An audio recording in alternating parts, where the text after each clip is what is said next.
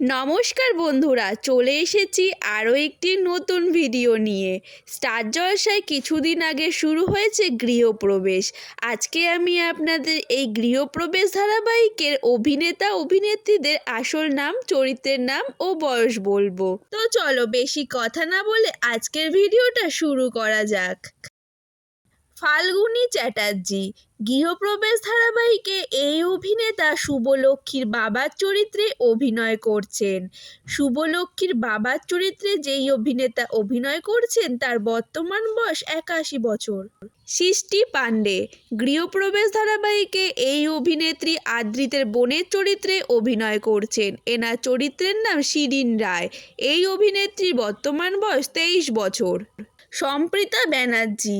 গৃহপ্রবেশ ধারাবাহিকে এই অভিনেত্রী আদ্রিতের বোনের চরিত্রে অভিনয় করছেন। এনার চরিত্রের নাম অয়না রায়। এই অভিনেত্রীর বর্তমান বয়স 21 বছর। সন্দীপ চক্রবর্তী। গৃহপ্রবেশ ধারাবাহিকে এই অভিনেতা আদ্রিতের কাকার চরিত্রে অভিনয় করছেন। এনার চরিত্রের নাম রূপক রায়। এই অভিনেতার বর্তমান বয়স 34 বছর। কৌশিক ভট্টাচার্য। গৃহপ্রবেশ ধারাবাহিকে এই অভিনেতা আদ্রিতের কাকার চরিত্রে অভিনয় করছেন। এনার বর্তমান বয়স 39 বছর। নবনীতা দে।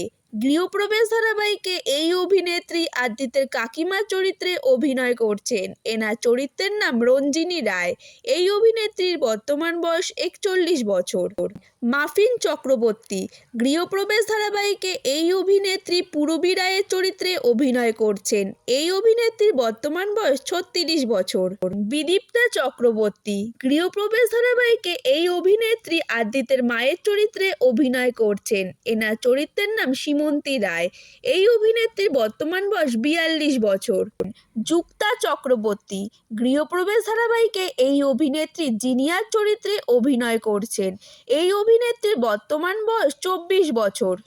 গৃহপ্রবেশ ধারাবাহিকে প্রধান নায়কের চরিত্রে অভিনয় করছে সুস্মিত মুখার্জি। এনার চরিত্রের নাম আদ্রিত রায়।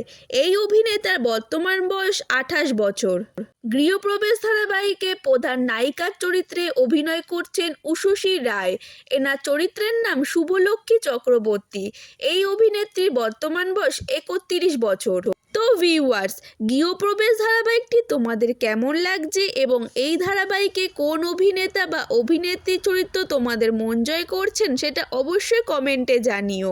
আর বাংলা ধারাবাহিকের এই রকম নিত্য নতুন আপডেট পেতে আমার এই চ্যানেলটাকে সাবস্ক্রাইব করে রেখো।